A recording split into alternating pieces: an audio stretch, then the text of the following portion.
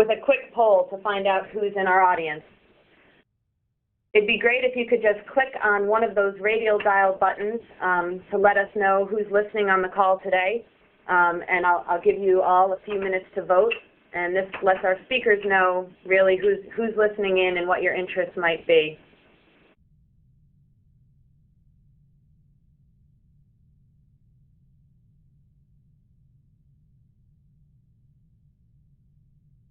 Great.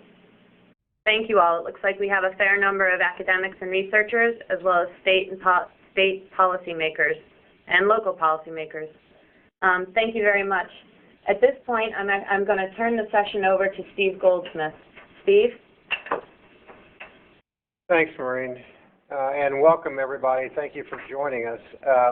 My name is Steve Goldsmith. I'm the chairman of the Innovations in American Government program at the Kennedy School, and as Maureen mentioned, a brief commercial first. We're soliciting applications from local, state, federal policy advisors or elected and appointed officials for our $600,000 worth of awards for innovations in the American government. And click on the site, and it's a simple two-page application. Please submit your great ideas. This is a terrific conversation that we're going to have today.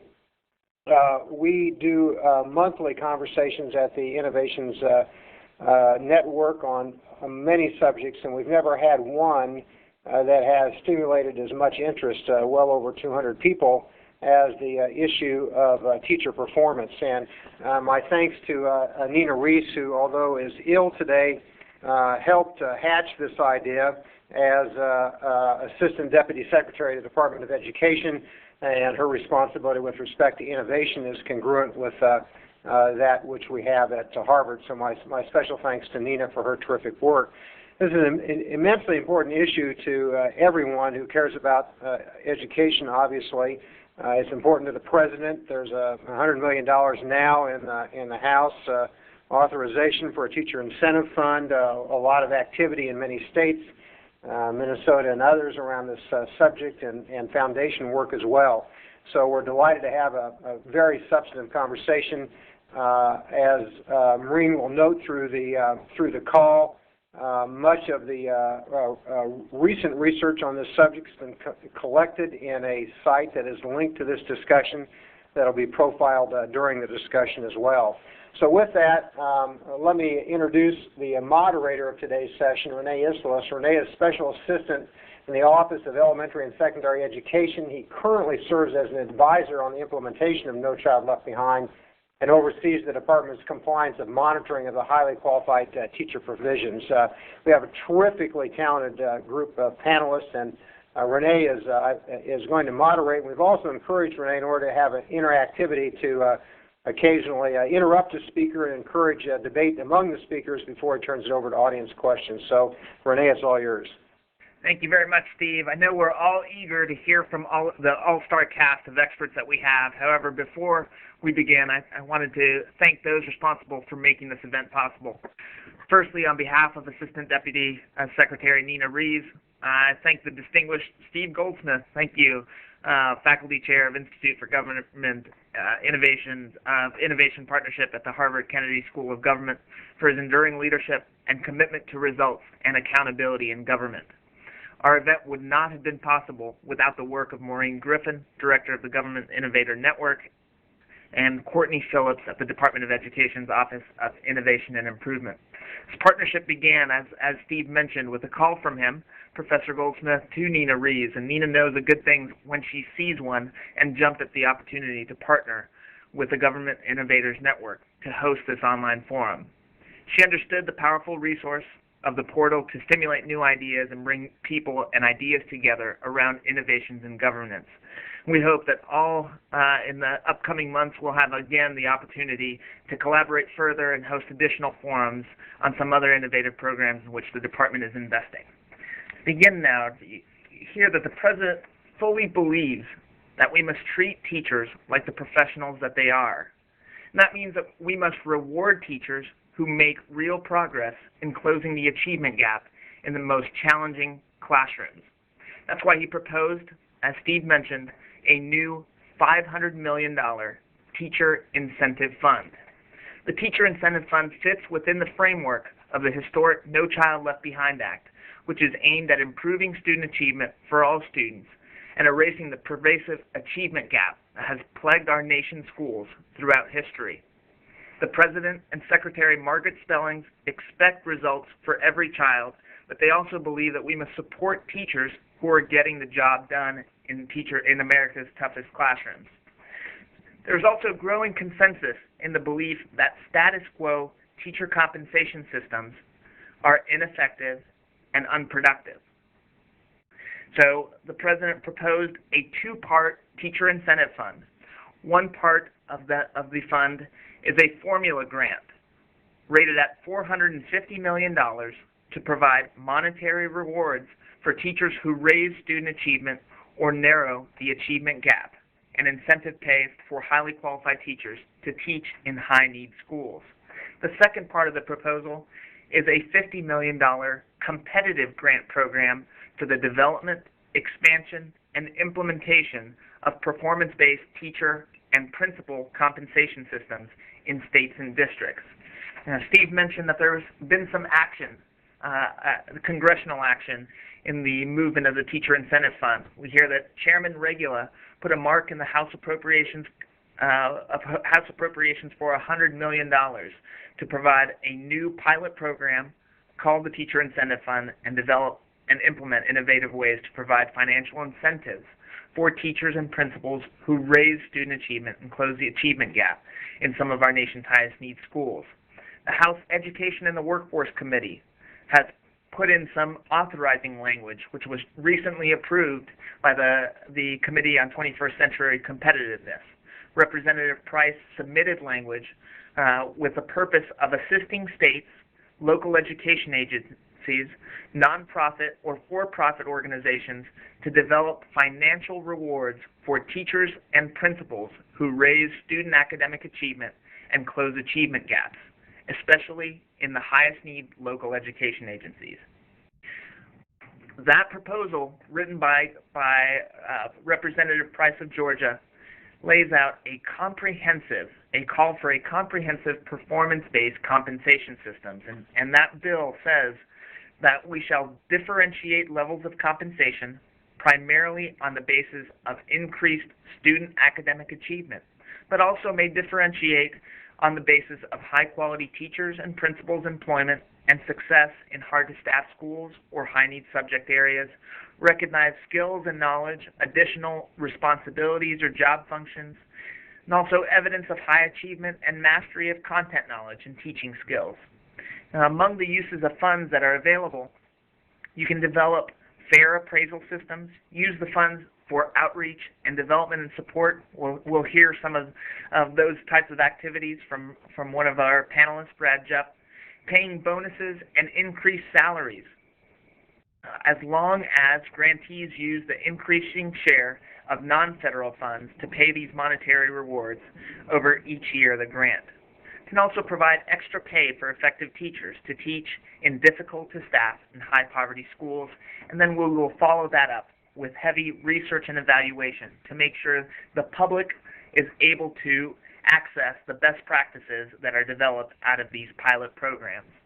As you can see, a lot goes into developing a comprehensive performance-based teacher compensation system, and a lot has to do with measuring teacher success. We want to measure teacher success based on the outcomes of student achievement. And we're going to hear a little bit more from a few of our panelists and how it's possible to measure success in a fair way, in a comprehensive way, and move on to a new system of compensation system which is fair and adequate and productive in improving student achievement. To begin our discussion, we're going to have Gaynor McCown. She is the Executive Director of the Teaching Commission, has had a career dedicated to children and families, working at the White House, as well as an educator in schools. She even worked here at the Department of Education. Why don't we begin with Gaynor giving us some context and setting the stage for the rest of the conversation. Thank you. Great. Thanks a lot, Renee. Thank you very much for including the Teaching Commission in this webcast today. This is an exciting opportunity and certainly a new way to communicate with a broad range of people. I'm going to be very brief. What I would like to do quickly, instead of talking to you about the work of the Teaching Commission generally, is I'd like to invite you to go to our website, which is www.theteachingcommission.org. And on that website, you'll find references to everything I talk about today. And we'd love to have you visit the website, and certainly to the extent that you have any questions or want to follow up, I can be contacted via email, and so can others here at the Teaching Commission. I'm going to set the stage here and go through a number of things that I think are fairly straightforward, but just in terms of the context, we all know that No Child Left Behind is the law and expectations are rising, and that's really good news.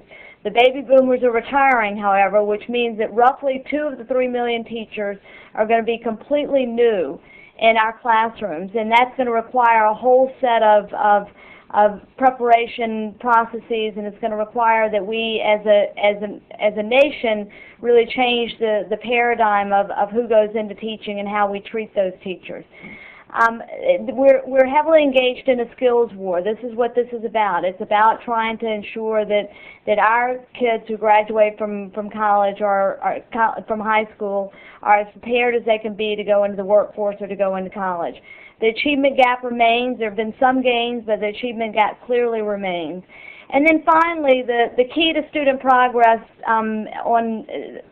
according to many people, not just the Teaching Commission, is that teachers are the key to success. And if you have a high-quality teacher, you're going to have a lot of learning that goes on in classrooms. If you don't have a high-quality teacher, you're not going to have the learning that kids need and deserve. And so what this is about really is attracting the best and the brightest and keeping talented people in the classroom. Not all teachers are equal. We should just put that out there and say that's a fact. Not everybody is equal. We've got to recognize excellence, and unless we inspire excellence, unless we recognize excellence, we're not going to inspire it. So we have to get beyond this notion that all teachers are equal. The single salary schedule does not identify or reward good work. It simply rewards everybody in the same way, based on time in the system and based on skills that they bring to the table. It's not about the quality of the work that they do. There's a growing consensus, and I'm going to talk a little bit about that in just a second with regard to a poll that we did. It's time to try new things. And you can look at a lot of the work that's already being done. The federal government has stepped in a significant way with the Teacher Incentive Fund, which both Steve Goldsmith and René have talked about. The TEACH Act is another example of really promoting teacher quality at the federal level. 20 governors have mentioned teacher compensation in this year's State of the State. And then finally, superintendents in major cities are making compensation reform a major part of their agenda. And Alan Burson, who is going to be with us today, is one of those superintendents, and we're going to talk about some of the other districts where things are happening as well. There are some very basic elements of a new compensation system. There's not a perfect model in place, and I think we ought to be clear about that, but that doesn't mean that we don't move forward.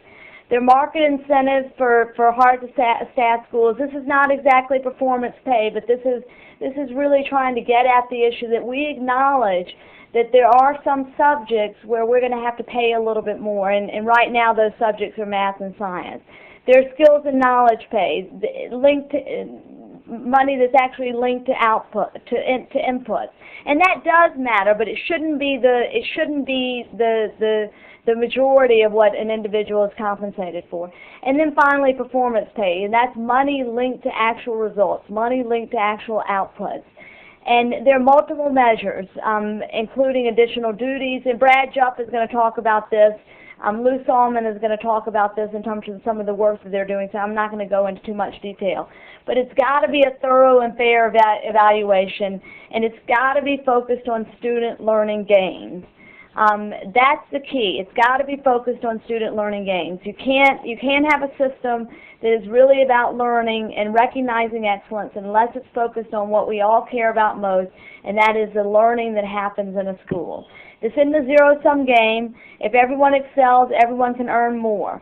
And that's an important piece to note, too, because sometimes people like to frame this as a zero-sum game, that inevitably some people are going to be left out, and that's not the point. So where's it working? There are a lot of places that have tried this. There have been some successes, some wonderful successes, and frankly, there have been some failures. I think the failures are largely the result of the opposition has been posed against the program. But where is it already happening? Douglas County, Colorado. The Teacher Advancement Program. Lou Solmon is going to talk more about that. Districts including Chattanooga, Tennessee, Mobile, Alabama, they offer rewards for teachers who make gains in hard-to-staff schools. Dallas, Texas has a history of school-wide rewards. Denver, Brad's going to talk a little bit about that. Partially in progress, Florida, they're requiring districts to implement performance pay they're trying to get districts to implement performance pay. Minnesota, where we've actually done a lot of work, the Teaching Commission, there's something called ProComp, which is a pot of money for districts that embrace reform. And you can look at the results. TAP and Chattanooga have good early evidence, and we should look at this and we should applaud those results, and we should say that that's something that is worth emulating. Finally, let me just talk a little bit about a poll that we had, that we commissioned. And it's a poll that we released on April 5th. You can go to our website and get it. But where is the public on this? The public is strongly in favor of a number of different things. And I think it's important to look at some of these slides and really understand what the public is in favor of. There is some interest in raising teacher salaries across the board, but there's also some interest in raising teacher salaries largely tied to student achievement, raising teacher standards, accountability, even if taxes are raised. And 80% are in favor of that, and 80% of the general public and 55% of teachers are in favor of that, and I think that's important to note. Teacher compensation, again, you can look at this and read it for yourself, but higher salaries for teachers willing to work in high poverty schools. Of the general public, 76% are in favor of that. 77% of teachers are in favor of that. Higher salaries for those who teach in hard-to-staff subjects. 72% of the general public, 52% of teachers. Now, while 52% is not 77%, it's a significant number of teachers, and that's something that should be listened to. Increasing salaries across the board, 61% of the public, and then 89% of teachers.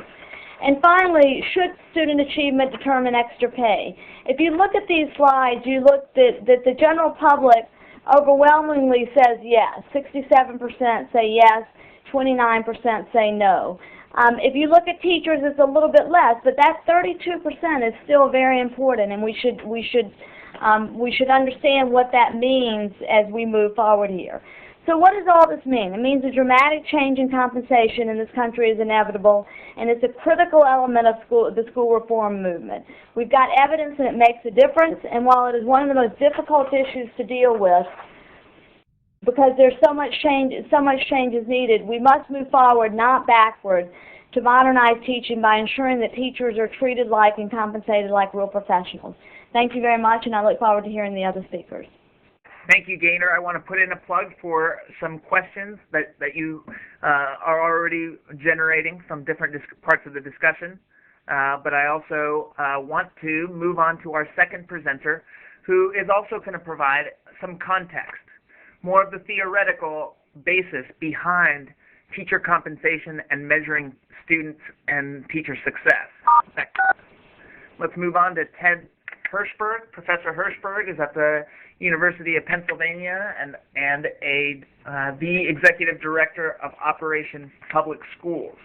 He's a trusted resource and an education advocate for unlocking the power of using data.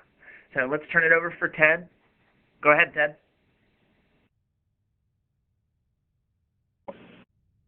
Professor Hershberg, are you there? Well, while we're trying to get Professor Hershberg on the line, I do have some questions that have come up from Gaynor's presentation, and I want to probe Brad Jupp. You know, one of the things that we saw in the last slides were about teachers' readiness for entering into performance-based compensation system reforms. Are teachers really ready? And what will it take to get them ready to do that? Well, I think for starters, teachers are partially ready. they are aware of the limitations of their existing salary system, and if you ask them questions that speak honestly about those limitations, they'll give you very abrupt answers, very strong answers that they would like more. But if you want them to become wholly ready, you need to be able to talk to them about two more things, not just the inadequacy of their existing system. The first thing you have to talk to them about is their own career earnings potential. They, like most people in the public, as Gaynor has shown us through her polls, know that their annual and career earnings potential is pretty limited. And for us to simply think that we can rearrange existing school district budgets to dramatically change the annual and career earnings potential of teachers is magical thinking.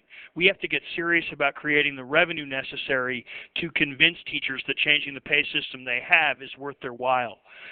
Second, you have to talk to them a lot about the teaching and learning systems that are going to support any pay system that's based on learning results.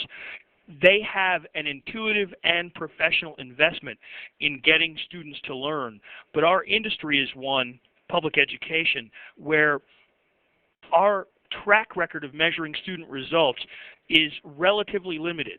For them to have confidence that you can measure student results well is important if, in fact, we're going to base teacher pay in part on student results.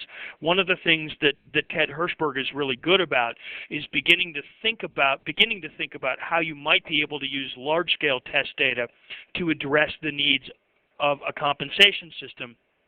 Well, I think what we also have to learn as we listen to Ted Hershberg and look at other national examples is that most large-scale assessment systems really only provide good data on student learning for about 40 or 45% of the total teaching population. And when we are going to use student learning data to make compensation decisions for teachers, we're going to have to reach beyond the limits of our current large-scale student growth assessment systems and look for other ways to measure student growth and the impact that our schools and teachers have on those kids. Great. Well, thank you for responding to that. We do have some questions lined up here, unless Professor Hershberg is ready. Is it? We have technical difficulties still, or? Okay, let's move on to this question. This question goes out to Gaynor.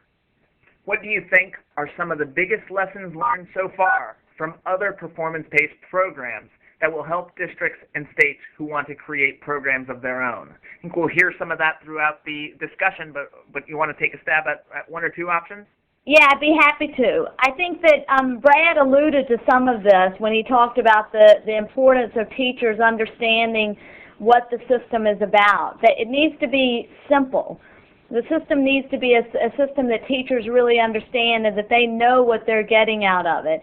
And also, just generally, teachers need to be engaged in the process. If you spring something on them without their knowing about it, then I think they're going to respond in a negative way. The other thing that I think is important is there's no one way to do this. So we don't have to necessarily just focus on value-added, although the value-added approach is a very powerful one. We need to understand that there are several ways of doing this. And then third, and this is really, really important from a trust perspective, there needs to be a stream of funding that's sustainable, and this is something that I know Brad thinks about all the time. There needs to be funding that's dependable so that you don't have it one year and then take it away a following year. Am I back on now? You're back. Great. Why don't you begin? There's actually a few points in this discussion that you will address in your... Great, then I'll begin. Operation Public Education is a foundation and corporate-funded school reform effort based at the University of Pennsylvania. Our advisory board is politically balanced and consists of prominent educators. I'd like to call your attention in particular to our union representatives. They're Randy Weingarten, the president of the United Federation of Teachers and VP of the AFT, and John Grossman, recently retired after 25 years as president of the Columbus Education Association. I hope later we'll have a chance to talk about why we have to develop these systems. Gaynor just touched on that. I think it's very important. My fourth slide addresses the key differences between achievement and growth. When talking about teacher evaluation or compensation, this distinction is critical. Achievement is an absolute score on a vertical scale and is best predicted by family income. Growth, student progress over the year, is best predicted by the effectiveness of instruction. Teachers should never be evaluated based on achievement because it's so biased by family income. Care must be taken not to use simple pre-test, post-test methods to calculate student growth. These subtract last year's scores from this year's scores and attribute this growth to the teacher. This simplistic method produces erratic and statistically flawed results. It's important to use a sophisticated growth measure, such as the value-added system developed by Dr. William Sanders for Tennessee in 1992. It's now being rolled out for statewide use in Pennsylvania and Ohio, as well as in hundreds of districts across the nation. In slide 6, we use data from Tennessee to reveal a serious shortcoming in our current compensation system. This is a snapshot of all teachers in the state. Their effectiveness or value-added score is displayed on the vertical scale, and years of service is on the horizontal axis. New teachers had almost no value, an indictment of both pre-service education and poor mentoring in service for new teachers. New teachers add almost no value. There is a steady rise in the learning curve through the first third of a teacher's career. The second third is marked by a plateau, and the last third shows a steady decline in productivity, most likely due to burnout, and the best teachers leaving to become administrators in search of more prestige and higher pay. If you impose the typical salary schedule over this career path, you can see that we're paying teachers their highest salaries at a moment when their effectiveness is steadily declining. How can we defend the compensation system like this? In slide 7, research by Dr. June Rivers ranked students at the end of 4th grade by their scores on the state's Terra Nova tests and divided them into quartiles. Question here: what are the chances that a bottom quartile student will pass the high-stakes graduation exam that's administered for the first time in 9th grade? Since 5th, 6th, 7th, and 8th grades separate the student from this exam, all the teachers who taught these grades were ranked by their value-added scores and divided into quartiles. If a student had 4 teachers drawn from the bottom 25% of the teacher pool, the chances of passing were less than 15%. If a student had 4 teachers drawn from the middle 50% of the teacher pool, the chances of passing were 38%. And if a student had 4 teachers drawn from the top 25%, the chances of passing were 60%. How can we defend the compensation system that treats all teachers the same way, that pays them identically based on longevity, as so many industrial workers shoveling coal? In my next slide, we turn to examine the 50-50 evaluation system developed by Operation Public Education. Half is based on inputs or observation, and half is based on outputs or empirical results obtained through value-added analysis. The observation component in slide 9 uses the teaching frameworks developed by Charlotte Danielson that cover planning and preparation, classroom environment, instruction, and professional responsibilities. In the OPE system, as slide 10 shows, we use peer review for observation. It's been used in Toledo and Columbus, Ohio, and in Rochester, New York for many years. I'm fond of Adam Urbanski's line: peer review is controversial only in school districts where it is not being used. Slide 11 shows how you could use value-added results in evaluation. 3 outcomes are possible. Most teachers fall into the middle group, effective instruction. That is to say, they've given their students a year's worth of growth in a year. For example, students enter a 6th grade classroom scoring on average in the 70th percentile in a nationally normed math test. And after taking the 7th grade test at the end of the school year, they leave still scoring in the 70th percentile. That teacher has given her students a year's worth of growth in a year. We don't differentiate among teachers in this category. Above the top line are highly effective teachers. They consistently give their students more than a year's worth of growth in a year. Below the bottom line are ineffective teachers. They consistently give their students less than a year's worth of growth in a year. All scores are 3-year running averages for all students in their classrooms. The notion that one's teaching in this system is reduced to a test score is a misleading characterization. In Tennessee, for example, 15 test scores covering the whole child, that scores in math, science, reading, writing, and social studies for 3 years are used. Slide 12 shows how compensation is handled in this system. Merit pay or pay per performance has most often failed either because it was too subjective or it was based on achievement and thus highly biased. In the real world, moreover, a school district sets aside a pot of bonus money. At the end of the year, it ranks its teachers by whatever criterion or criteria has been established. With $100,000 set aside, for example, the district will award $5,000 to the top 20 teachers. If the teacher ranked 35th asks the teacher ranked 5th, how did you do it? I could really use that bonus money. The 5th-ranked teacher, clearly no dummy, is likely to think to herself, why the heck should I tell him? We're competing for these dollars. Competition violates the central organizing principle of the schools we need. Teachers must collaborate on behalf of the children. In the OPE system, teachers compete only with themselves, never with each other. Slide 13 describes our career ladder. There are no bonuses. Money is built into the rungs of the ladder. The day the system takes effect, all teachers, current as well as those who will be hired, are evaluated under these rules. But all current teachers have a one-time choice to stay in the old compensation system. They can be grandfathered, in other words, or they can opt to join the new system. New teachers start as apprentices. They can become career teachers in as few as 3 years. That's the minimum required for value added, and a maximum of 5 years. At that point, they either move up or their contract is not renewed. To become a career teacher, a status they can hold for their entire career if they do not climb the ladder, they must receive a proficient in their observation protocols and be an effective teacher through value added. To become an advanced teacher, they must receive the highest observation rating and be in the highly effective category through value added analysis. Distinguished teachers require everything that advanced teachers have, plus certification by the National Board for Professional Teaching Standards. A highly successful teacher could reach the top rung of the ladder in as few as 8 years. This should enable us to attract and retain more of the best and the brightest. Collective bargaining remains in effect. Our system leaves the dollar amount of the starting salary to be negotiated locally. The increases of 30, 15, and 10% at each of the latter successive rungs are minimums. Unions can bargain them higher. No compensation is provided for college courses after the bachelor's and the master's degrees because there's no evidence that this increases student achievement.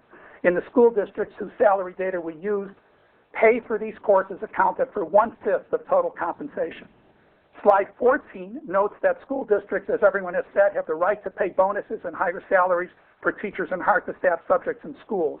Absolute minimums percentages are specified, but the unions are free to bargain these higher. The last thing I want to say is I hope we'll talk about professional development later, because we believe that our system will not produce significant results unless there is also a major new investment, increasing the number of professional development days, adding multi-year mentoring for new teachers, and creating a new category of teachers called coaches. And hopefully later we can get to mandatory remediation because we've developed a way to get help to the teachers who need it, and when failing to achieve the status of effective teacher, to require them to leave the profession. Finally, we also evaluate and compensate administrators in a way that parallels the system we've designed for teachers. That's a good point, Ted. We, as I mentioned, as part of the Teacher Incentive Fund, the Teacher Incentive Fund proposal as submitted by Representative Price of Georgia does not only include teachers, but looks for differentiated compensation systems in principal activity. We have a question here from the audience that goes to you, Ted, about value added.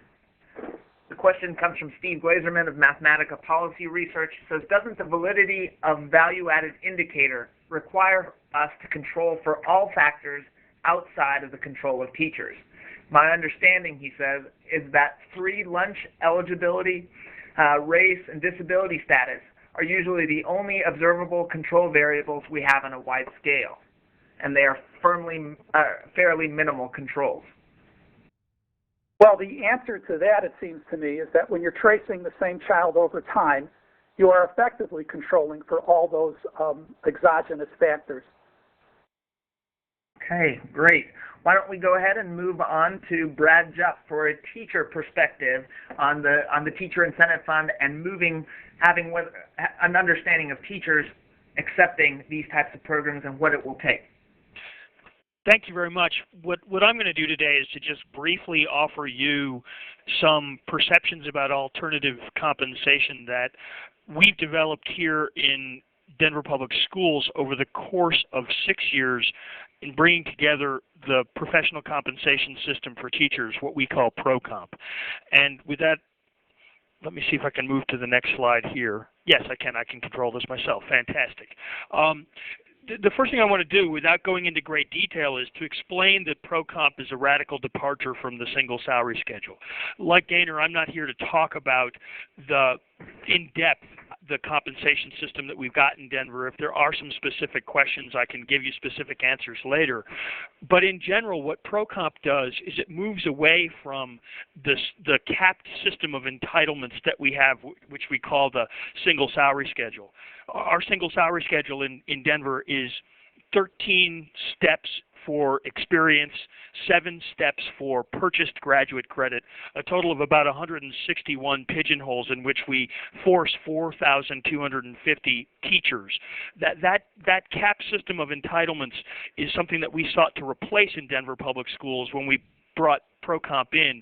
And when we brought ProComp in, we wanted to replace it with an uncapped system, but that uncapped system had to be based on earned increases, including increases for measured student growth.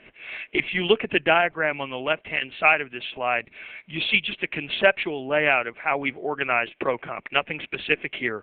What we've said is that teachers need to be able to build their annual and career earnings across 4 different components. One component is based on student growth. Another component is based on demonstrating satisfactory performance in the classroom. We call that professional evaluation. A third component is based on demonstrating the acquisition of new knowledge and skills in your classroom and based on your assignment in your class, in your school. And we call that knowledge and skills. And then finally, a fourth component is to recognize teachers who serve in hard-to-staff assignments and hard-to-serve schools. We call that component market incentives.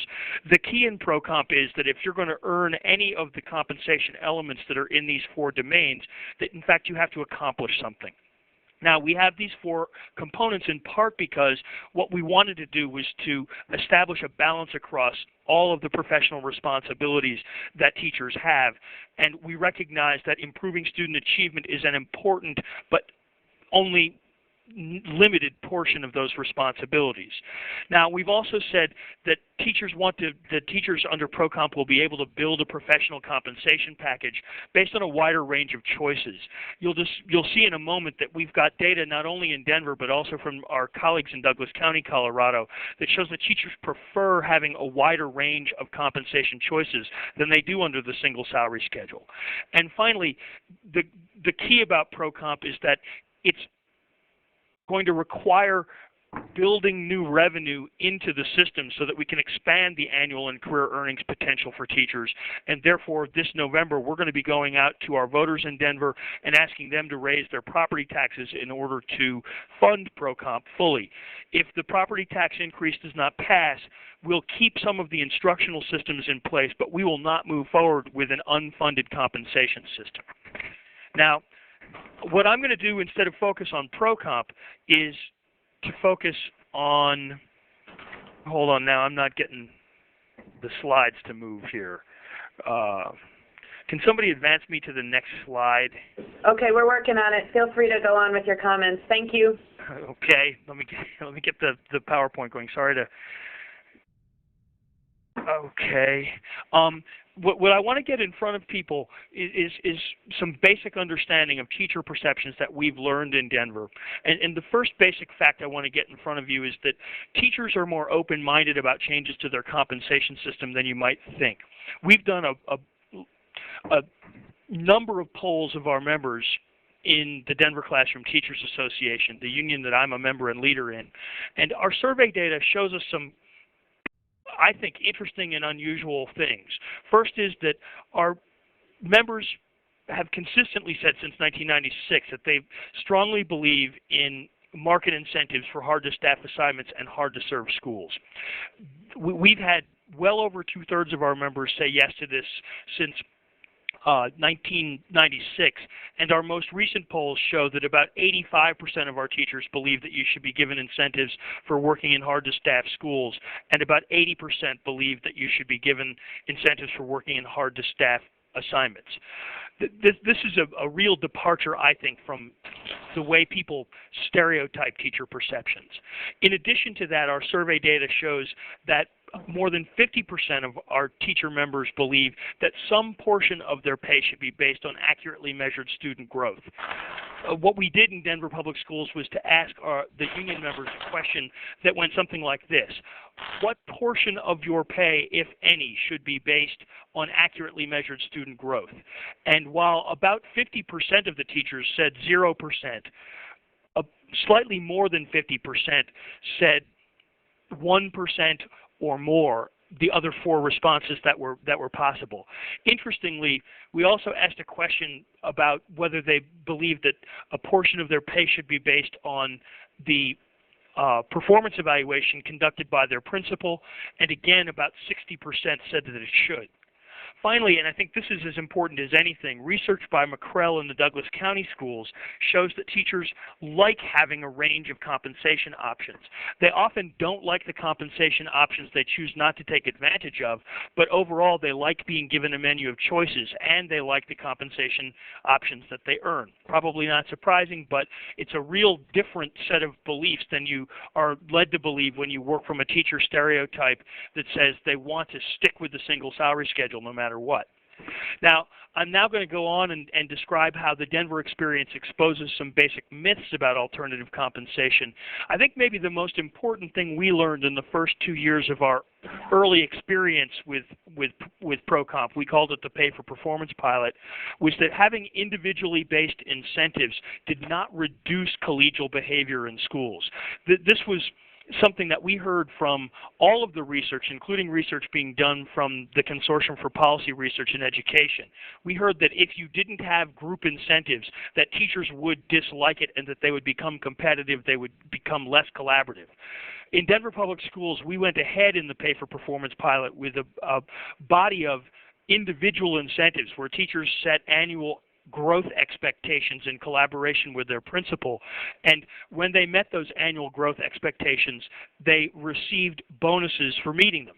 Now, one of the things that we learned in the course of this was that when teachers did set objectives based on the collective results of a grade level or school, they often created more disharmony.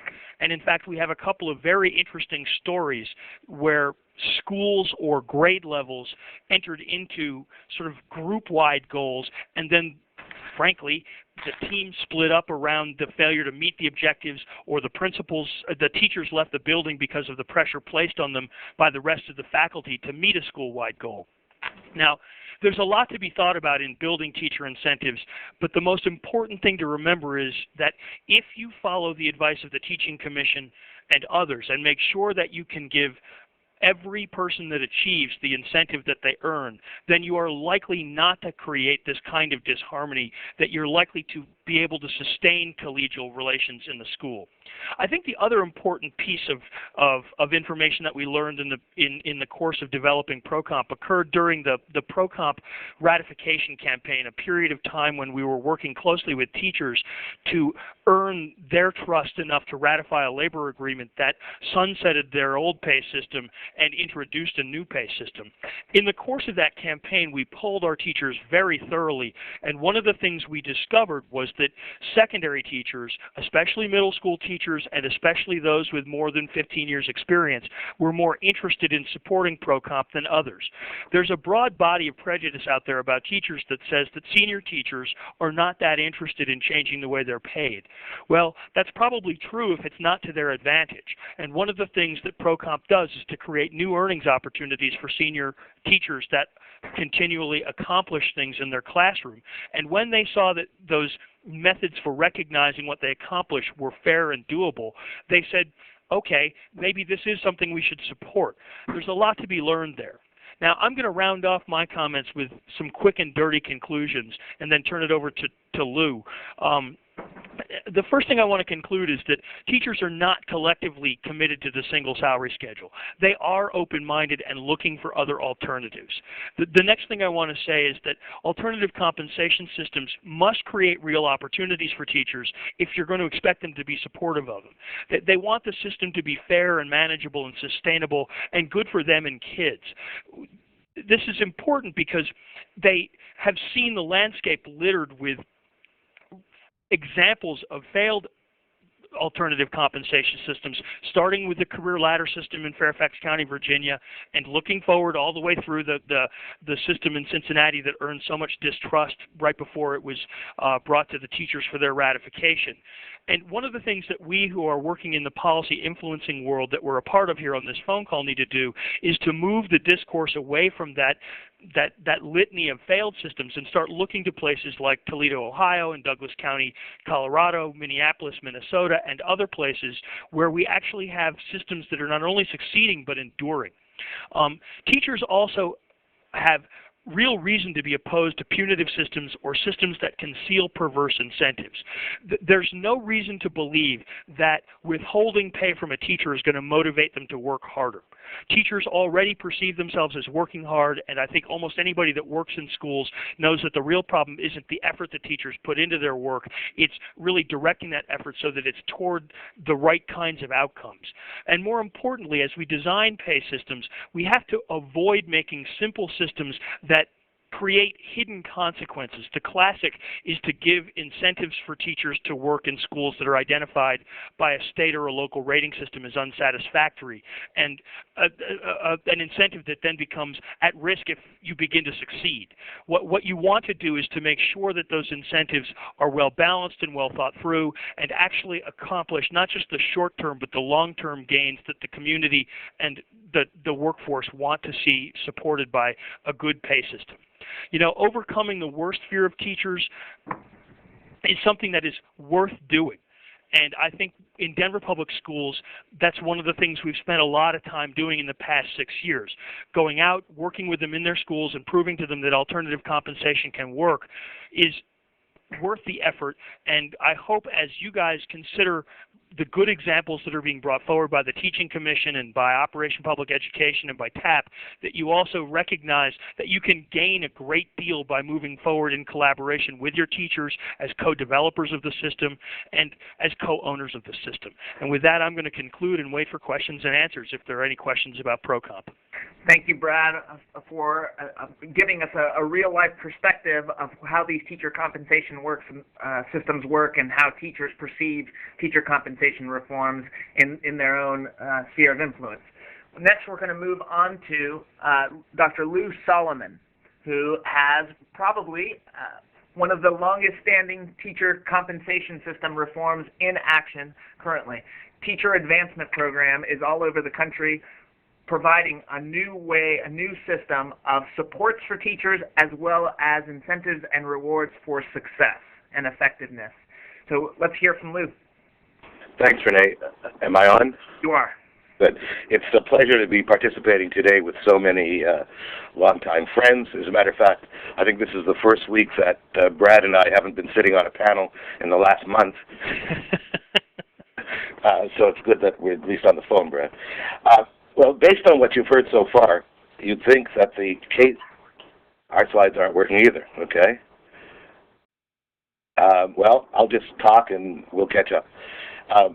Based on what you've heard so far, you'd think that the K-12 system would be structured in a way to attract large numbers of talented people into teaching and then create an environment in which they thrive. Sadly, however, this is not the case. The fact is that none of the hundreds of costly school reform efforts over the past decades have had the scope, force, or focus to attract enough high-caliber teachers into the teaching profession and then reward and motivate the talent to stay. The present state of affairs can change. We can provide children with high-quality teachers that they need and deserve. This is precisely what we have sought to accomplish over the past 5 years with the Teacher Advancement Program, which is a comprehensive school reform to attract, develop, retain, and motivate the best talent in the American teaching profession. We're putting into practice what others have been talking about, And we, too, look forward to the Teacher Incentive Fund, which will give many more districts the opportunity to participate in TAP. The major lesson that we've learned over the last 5 years of implementing TAP is that you cannot do performance pay alone. TAP is achieving excellent results because it combines 4 key elements. I'm going to describe those for you just quickly. The first element is multiple career paths, which provides a career continuum for teachers with compensation commensurate with increasing qualifications, roles, and responsibilities as teachers move up the ranks. It enables teachers to grow without having to leave the teaching profession. Both master and mentor teachers, the 2 highest levels, earn meaningful additional pay. The second element, instructionally focused accountability, provides a comprehensive system for multiple evaluations of teachers based on clearly defined instructional standards and rubrics, conducted several times a year by trained and certified master and mentor teachers as well as the principal. The third element is ongoing applied professional growth, which restructures the school's schedule so that teachers can meet regularly during the school day to focus on improving instruction. Master and mentor teachers lead grade or subject level, what we call cluster groups, that use teacher evaluations, pre- and post-conference meetings, and coaching based on individual teacher needs, as identified by analyzing their classroom performance and their students' data, very important, to improve instruction. And the fourth element, and it comes fourth, is performance-based compensation, where higher pay is granted for excellent teacher performance as judged by experts, different functions or additional duties by mentor and master teachers, student achievement gains measured by value added, and our model would also support higher pay for difficult to staff fields or schools, and for relevant teacher training and degrees such as National Board Certification. Now we've learned that performance pay has to have certain characteristics. The bonuses have to be significant. We've heard performance pay plans fail and we say, well, what was the average bonus? And they say $400. It's not worth the effort. No one earns less than in the traditional system. That was one of the problems with the Cincinnati program. Master and mentor stipends on top of the bonuses have to be significant. All teachers must be eligible for some amount of bonus. It can't be the top 20% of teachers. You've heard why in earlier presentations. Everyone meeting a standard must get a bonus, which eliminates the zero-sum game mentality and competition. Now in TAP, 50% of the bonus goes for skills and knowledge, as we've described in those evaluations, and 50% is based on student achievement or learning growth, value added. Half of that, roughly, goes for school-wide value added, which gives incentive for teachers to help others, and 20 to 30% based on achievement of individual teachers' students. Value added eliminates the problem of having smarter students because even low-achieving students, well, particularly low-achieving students, have long ways to improve. So what have we learned? We've learned from doing TAP for 5 years. First of all, a lot of these things have been said before, but I think they're worth underlining. First, we have to involve teachers every step of the way. Indeed, we require that schools hold votes of the faculty to make sure, I mean, you can't randomly assign performance pay as some of the people who want scientific evaluation methods. You just can't do that. Second, teachers are willing to have their performance assessed as long as such assessment is not punitive, and where deficiencies are detected, there are mechanisms in place to remedy these. Teachers may resist assessment not because they don't want to be held accountable, but rather because they fear that they'll reveal that they do not know what to do. It's not their fault generally because they've been poorly prepared, but we have to make sure that professional development opportunities are available so that when teachers are assessed as needing improvement, that improvement is available. Few, if any, teachers, another lesson, few, if any, teachers need performance pay as an incentive to make their students learn. That's why they enter teachers. Everybody wants to make their kids learn. Rather, teachers have to do a lot of work to become effective, not just in their pre-service, but while they're teaching. And when that effort yields results, it's only respectful, fair, and professional for teachers to be compensated for their success. But the compensation has to be significant, substantial enough to make their extra efforts worthwhile. Their bonuses keep them doing the extra work. Now, the history of teacher assessment and rewards has often been messy, allegedly fraught with bias, nepotism, and generally unfair. Thus, any assessment of teacher performance has to be clearly understandable, based upon scientifically validated criteria, conducted multiple times by more than one evaluator who has been trained and certified. And next, teacher performance assessments have to be or should be triangulated by considering both classroom pedagogy and student achievement growth. Teachers don't feel comfortable using only one of them. What happens if they do, crazy things but get achievement or do the right things and don't? Objective measurement of student growth usually relies upon pre and post testing, but we have to acknowledge that that is not available as often as we like. So many people talk about doing value added. We do value added where we can, but it's not as available as we would like. The advocacy of value added analysis is more frequent than its current availability. It should be used where it can be and as it becomes possible. And I would also underline an earlier point about sustainability. Teachers are reluctant to get involved in this. They've had too many experiences of seeing them start, gear up, and then the money run out. But it's also an issue of leadership. Leadership changes. The new guy or the new woman wants his or her program, not the one that was tried by the last person. So these kinds of programs have to become ingrained into the essence of teacher behavior. It has to become their way of doing business. So it will be sustained regardless of the leadership. Now, just to wrap up, I've been asked to talk about outcomes or the end result. The ultimate goal of the Teacher Advancement Program clearly is increased student achievement.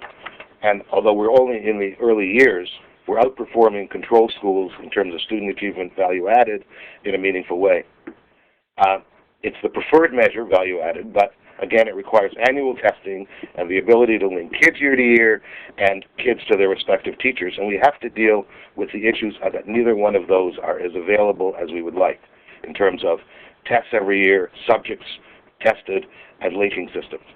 Additionally, when we look at TAP schools in an AYP framework, we see that in 2/3 of the tests taken in TAP schools, the number of students scoring at the proficient level or higher increased from year to year, 2002-3 to 2003-4. The percent improving also was highest in high poverty schools and then in rural schools because highly effective teachers are attracted to such schools when they're implementing TAP. That's what we found. We're also experiencing improvements in the characteristics of teachers applying to TAP schools, in teacher retention rates, and in high levels of teacher satisfaction and collegiality. And importantly, as I said, we're seeing talented teachers moving from affluent schools to assume the roles of master and mentor teachers at high-need schools. Now, we talked about surveys and what teachers think about performance pay. In TAP, we survey teachers incessantly, and teachers in general demonstrate a high level of satisfaction with their elements, consistent with other surveys. Their level of acceptance of the 4 TAP principles is roughly 70% or higher, indicating approval. The only one below 50%, not surprising, is performance pay, which hovers around the 30% acceptance level. Now, that puzzles us in a little bit because the usual reason for rejecting performance pay is because it reduces collegiality and causes competition. But collegiality is very strong in TAP schools. Cluster groups facilitate collegiality. Rewards for school-wide gains inspire cooperation. And it's not a zero-sum game program. And indeed, collegiality among teachers in TAP schools is now over 70%. So, finally, if we're to reach high levels of achievement,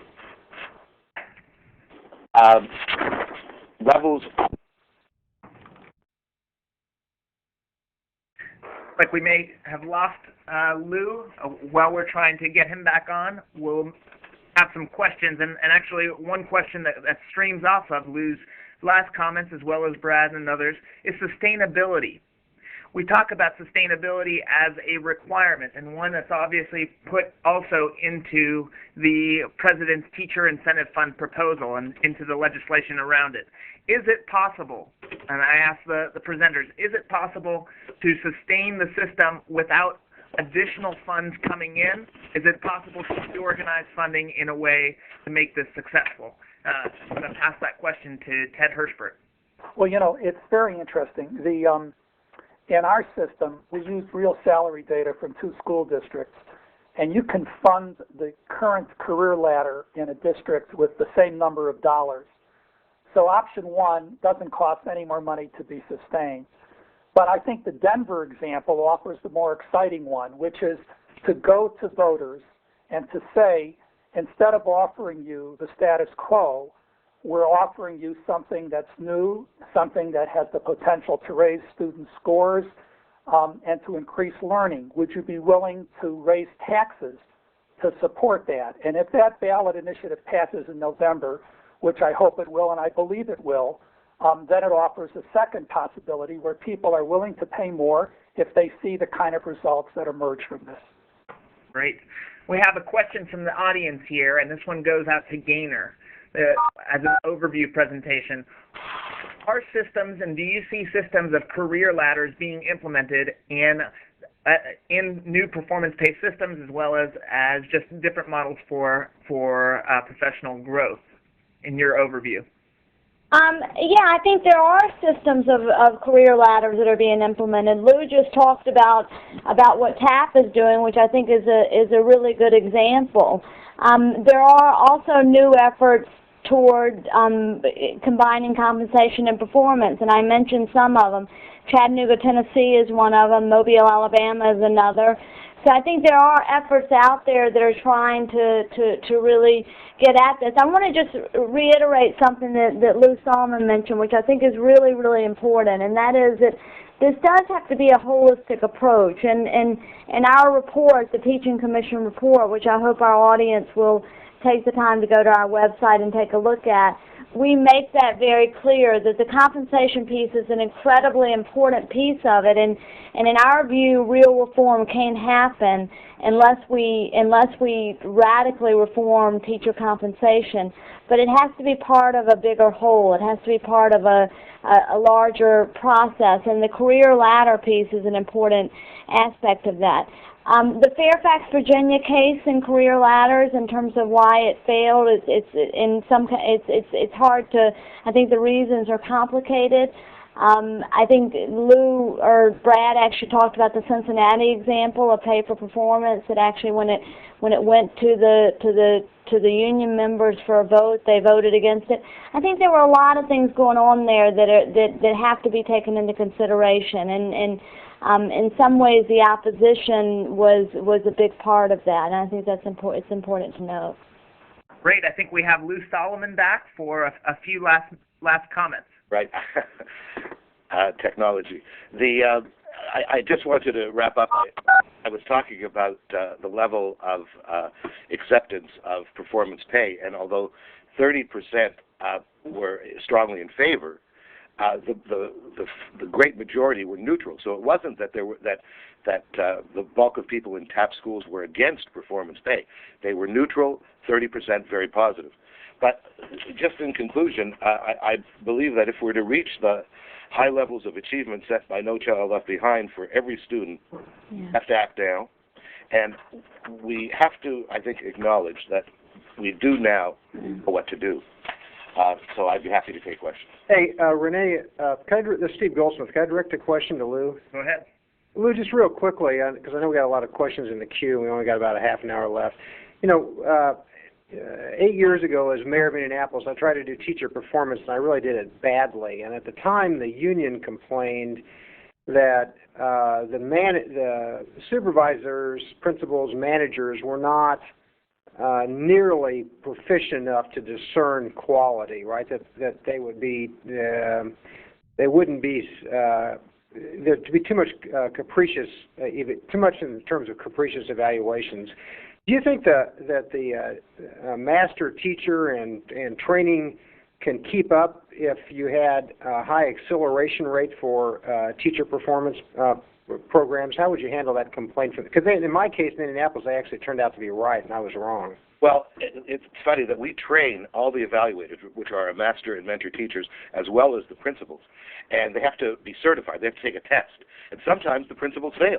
Sometimes the master teachers fail, but principals fail sometimes, and we keep training them until they are proficient. But what you can't just assume that a principal who may be a great building leader, a great business manager, can automatically, many of them can, but you need to train them. They need to understand the rubrics. They need to be able to understand how to prepare teachers for evaluation and how to debrief them. So yes, when we train them, we can get them up to speed, and indeed, teachers really appreciate the kind of evaluation that's done in our program. Great.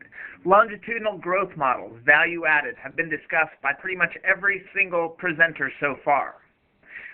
What happens in a state or a district that does not have value-added systems in line? Is it possible to develop a comprehensive performance-based system without those, or what are the steps to getting there? Let's start with Ted, and then we'll move to Brad and to Lou. Well, you know, the first and the most important thing to say is that every state, people in every state should be pressing their state legislature and their departments of education for two things, which I think as the rail, the kind of infrastructure, the track on which the 21st century school system is going to have to run. And that is, number one, a unique student identifier. I think 14 states have that now. And then a unique teacher identifier.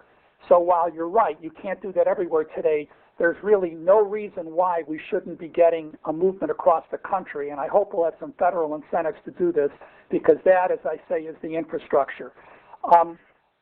I don't know. I think that one of the reasons why most teachers are opposed to pay per performance is because they understand how biased achievement is in linking to teacher evaluation. Because as I said before, all of us have grown up thinking about achievement as that's what, you know, that's how high you want a vertical scale.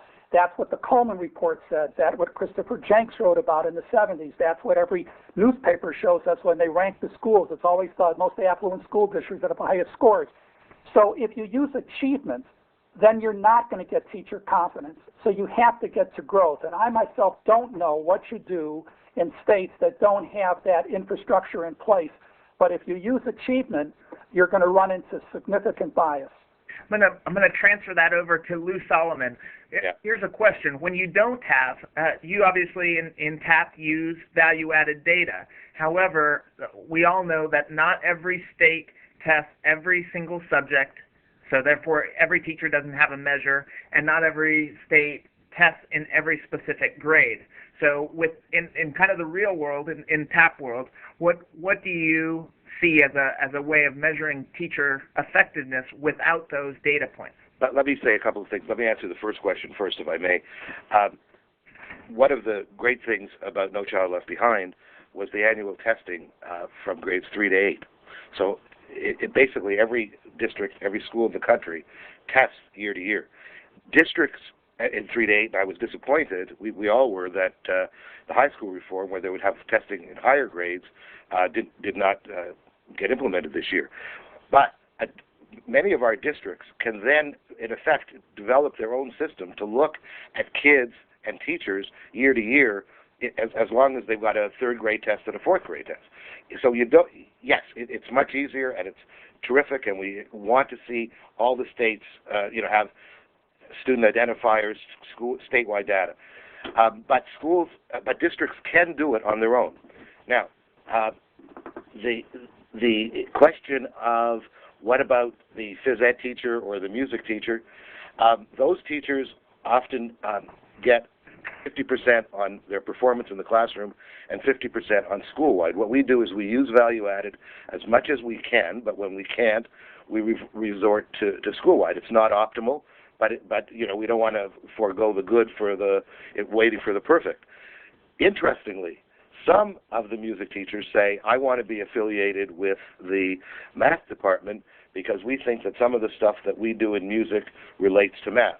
That, if they want to do that, that's great. art and literature, whatever.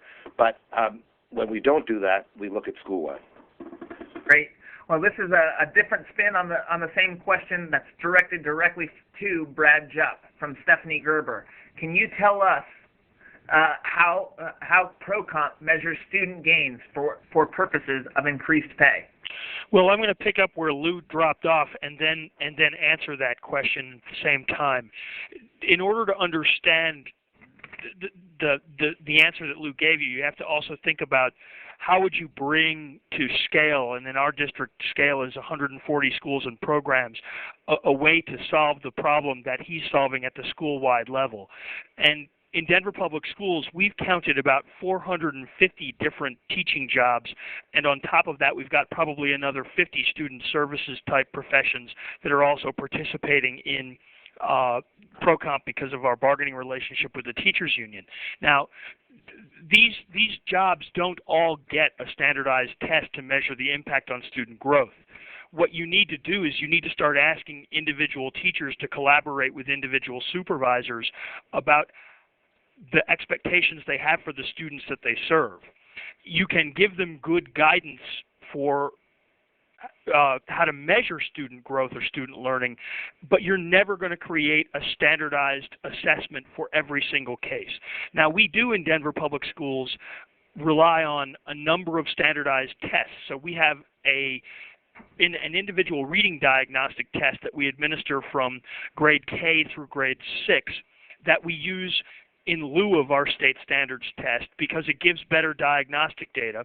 And we have a math test that's used in middle school that is basically an algebra test, and we're developing 16 other assessments that are largely organized around the most commonly taken courses in secondary school. But in the end, these 20-some tests that we may have total will never capture the 450 to 500 different jobs we have. Now, in Denver Public Schools under ProComp, what teachers do to fulfill the portion of the student growth component of the pay system is to work in one of three choices, one of three choices in a menu of choices that they have. One choice that we expect every teacher to participate in is one where they set two objectives based on the expectations that they set for the students that they serve in collaboration with their principal. This objective setting process, which we studied during the Pay for Performance pilot in Denver from 1999 to 2003, is something that has 4 or 5 really important characteristics. The first and the most important is that we ask the teacher to set the objectives only for the students that they serve. The second characteristic is that we ask the teacher to set the objectives in the content area in which they teach. The bottom line is we felt it was really important for teachers to be held responsible only for attending kids, that it's not fair for teachers to receive pay increases or lose pay increases for kids that are absent. We also felt that if you're teaching music, you want kids to learn music, and if the teacher of music believes that they can do the kind of trade-offs that Lou described, that's their call, but ultimately we believe that they need to be responsible for teaching music. The third characteristic is that the objective needs to be measurable in a quasi-value-added method. In other words, we use a pre-test, post-test method, but what we don't do is all of the kind of sophisticated statistics that are involved in true value-added. We ask the teachers to use a common sense and pragmatic standard for setting these learning expectations, not a psychometric standard. The fourth but the key here is what Ted says over and over again. We're not holding teachers responsible for the absolute achievement levels of the kids. We're holding the teachers responsible for what they really do, which is to get kids to learn more. The fourth characteristic is that the objective ultimately has to include not just the measurable finish line that the teacher expects to reach at the end of the semester or the school year. It also needs to detail the strategies that are necessary for the teacher to reach that objective and the material that the students need to learn in order to reach that objective. The objective setting process is, in effect, a planning process for each teacher on how they're going to meet those expectations. Finally, you have to have this collaborative relationship between teacher and principal, and that means that teachers and principals meet a minimum of 3 times a year to talk about their objectives. Once at the beginning of the year, once in the middle of the year check progress and make adjustments, and once at the end of the year to assess whether the objective has been met. Now, in this process, we have seen that the teachers who set the best objectives, in fact, get the best results with their kids on independent measures, including our state standards test. In other words, that the objective setting process is something that is at least associated with higher rates of student learning. That research was done during the Pay for Performance pilot, and what we did was we compared those teachers who set high-quality objectives not only with teachers inside the pilot schools that didn't set high-quality objectives, but also against teachers outside the pilot in 40 control schools. We feel that this is a really sound educational practice and worth tying relatively humble amounts of pay to in any sort of annual earning situation. So what we now have under ProComp is a situation where if teachers meet their two objectives, they get a $330 pay increase.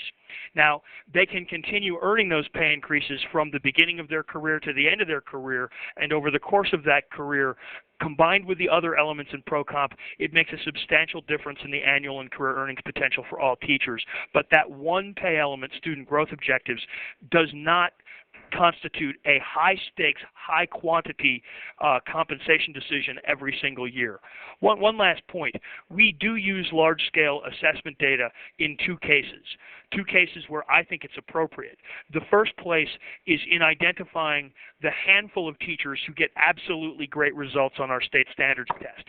There we do use a psychometrically devised and sophisticated way of measuring student learning. It's not a true value-added model, but it is a model for measuring student learning that we feel has a reliability and validity in identifying the very best individual teacher performers.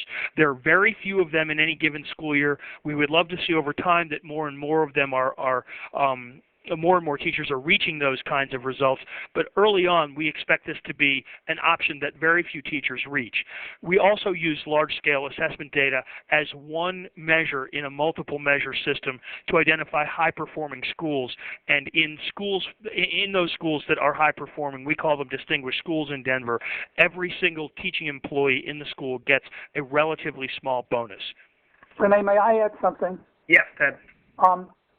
One other consequence of the single salary schedule is that precious little attention has been paid over time to the positions of physical education, music, librarian, nurses, counselors, because they were always getting what was ever negotiated for everybody else.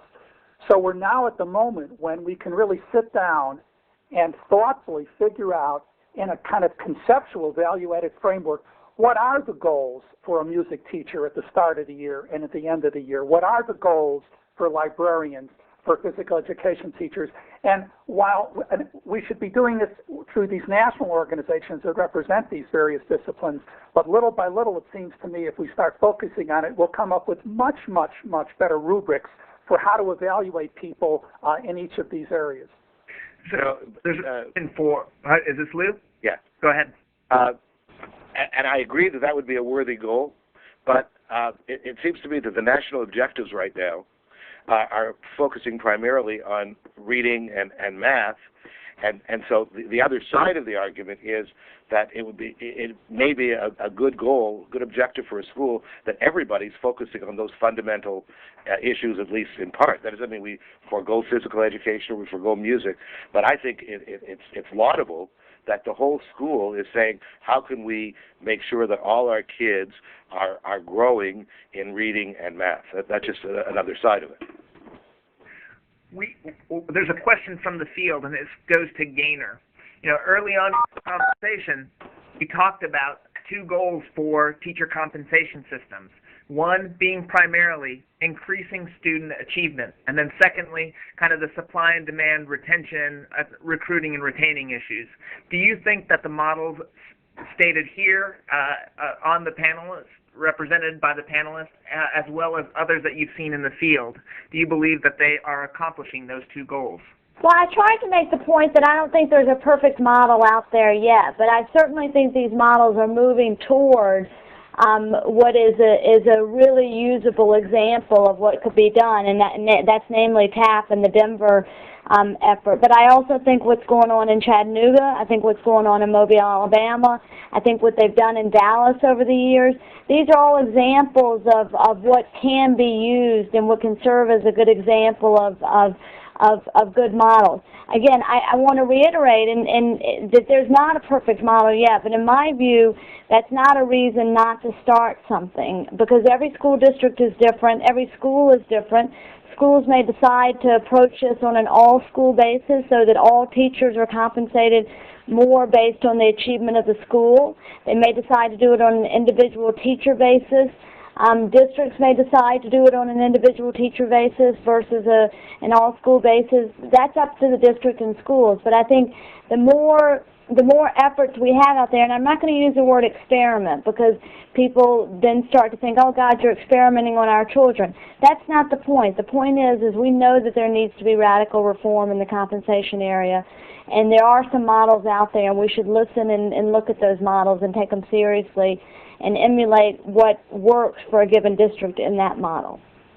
Thank you. We talk about fairness, and fairness being paramount in developing these teacher compensation systems. We have a question from Maggie, who's a teacher. She says, I agree with student growth in theory, but having taught at a challenge school, I'm concerned about the students that will be included in calculating it and whether it will be linked to grade level achievement, as we have previously mentioned, because many students are below grade level and do not attend or have spotty attendance in challenged areas. I can see, personally, this could even be a challenge for growth models if students don't attend school, if they aren't making the growth because of those types of factors.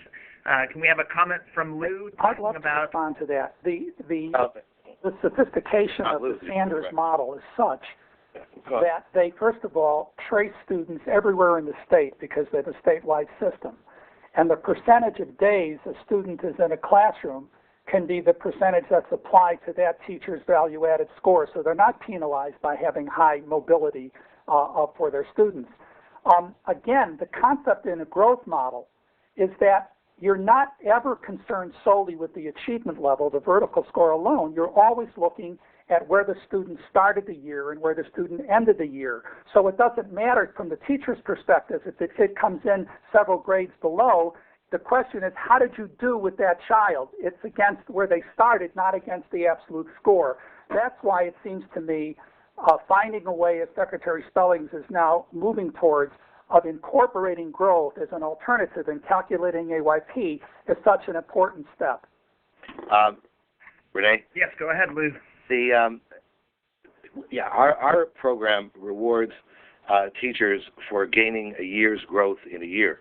So if you're 2 years behind and get more than 1 year, only or less than 1 year behind, then you've demonstrated growth and you get the reward. But the other comment I would like to make to the answer is the alternative of fairness, namely equal pay for differential outcomes or equal pay for differential achievement is not fair either. I mean, we sort of say that anything that we do that differentiates people, has the risk of not being fair, and that sort of implies that when we pay everybody the same, no matter what they're doing, no matter what they're accomplishing, that's fair, and it's not. I think we've got to think of that. Great. One of the things that's coming up in questions would probably go best to either Gaynor or to Brad. Let's start with Brad on this. How are the aspects of change specifically going to be addressed? I see this as a larger challenge than actually changing the structure. So how do you get the change necessary in culture, in actually the culture, rather than just the form or structure challenges? This is a huge and important question, and why what we've done in Denver has in fact taken about 6 years to accomplish. The simple business of creating a pay policy doesn't take that long. The only reason it takes more time in public education is that we've waited about 75 years to begin to address the antique nature of the single salary schedule, and we really have a lot to learn. Changing pay policies ultimately, I hope, in public education becomes something that we're better at, and it doesn't take us a year of study like it did in Denver Public Schools and a year of design. But what is necessary is to change the culture in a public school system and to change it at scale in order to support in order to support the pay system. In Denver Public Schools, what that meant was we had to begin to make teaching and learning the single most important thing that teachers and principals talked about. And to do that, we had to support principals and teachers with the professional development necessary so that, for instance, they were, first of all, able to interpret student data, second of all, make strategic decisions about that data, and ultimately, third of all, to have real professional conversations where they behaved well and didn't misbehave. Ultimately, our workplaces in K-12 education are sometimes places we wouldn't want to admit, where principals are too heavy-handed or teachers will use excuses to misbehave and not be responsible for the outcomes they get with their kids, and to make excuses such as, well, you know, they've got a difficult mother, therefore I'm not going to get them to do well on that reading test. That kind of misbehavior is a cultural artifact that we have to work out of the system. I also want to make it really clear before Gaynor chimes in that this kind of systems change is not just about changing culture in the schoolhouse. It's also about building new systems in your school district to support people in the schoolhouse and building a new work ethic at your central office. We've had to retool our student information system. We've had to develop new curricula that are supported by assessments, because up until the ProComp era, our curricula did not have to have assessments to support them. And we have to make sure that the people who devise these tools, people in our technology services department or our curriculum and instruction department, see their job as one where they serve teachers and principals in schools as clients who need support as they use new and important tools that are necessary to fulfill the public obligation that schools have with the community that they're in. That change in attitude is enormous. Right now, our central people in Denver Public Schools often see their job to be to tell other people in the schools what to do, and they tend to hoard their authority to do that. We need to move that culture as much as the culture in the schoolhouse so that everybody's real purpose is to work toward better teaching and better learning in our schools. And I'll quickly throw in some points, and some of them follow up with what Brad is saying. First of all, it needs to be a holistic approach, as Brad said, ensuring that the supports are necessary.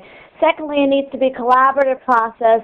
The teacher buy-in is absolutely key. And let me just make a point that oftentimes people like to use the analogy of business. They like to say, well, you know, business does this all the time, so well, why shouldn't we do it in teaching? There's a little truth to that, but that's not what this is about. This is not just about trying to emulate the business world. This is about trying to really treat individuals as professionals, ensure that their excellence is recognized.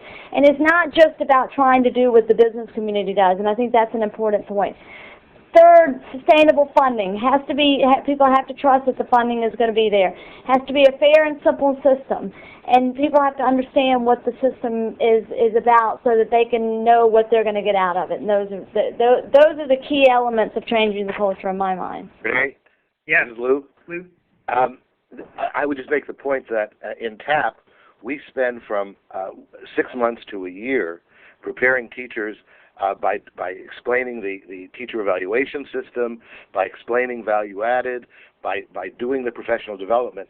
And at the end of the first year, we don't have performance pay generally.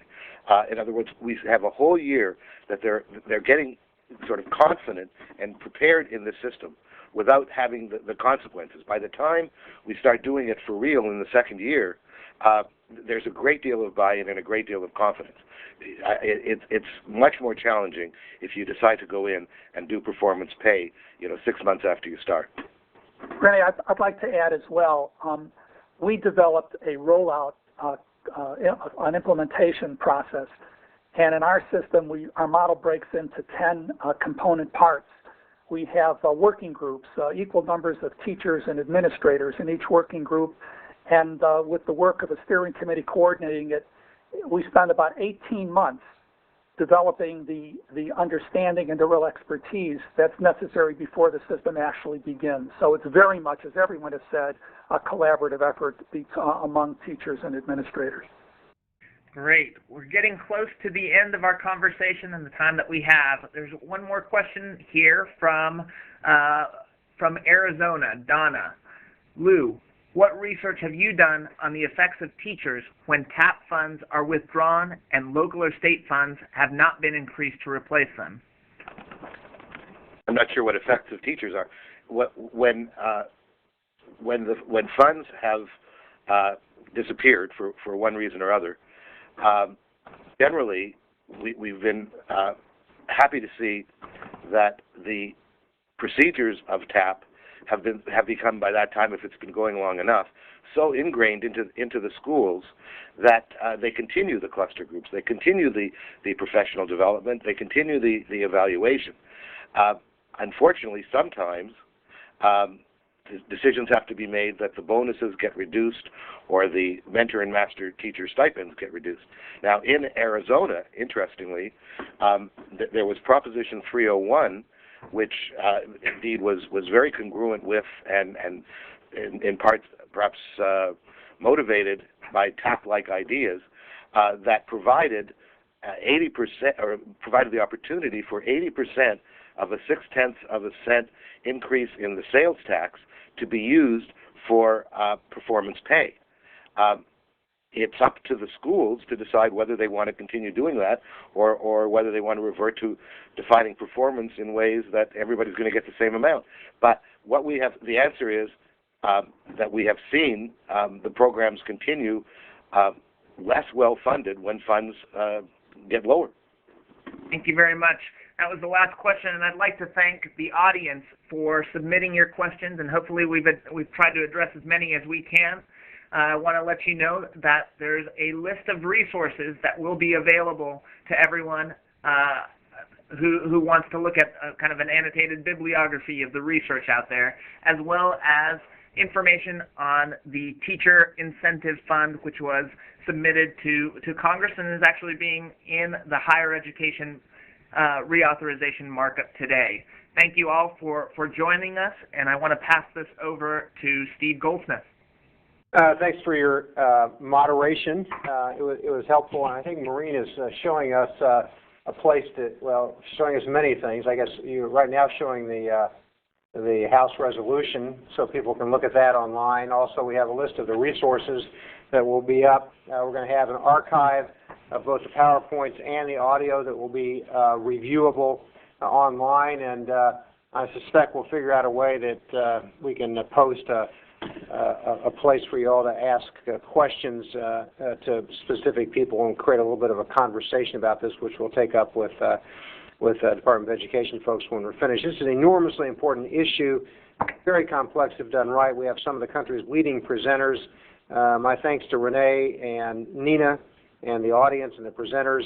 We'll continue the dialogue online and click through to the Innovators Network to review the slides or to look at the resource bank. Thank you very much to everyone for your participation. We're adjourned. Thank you.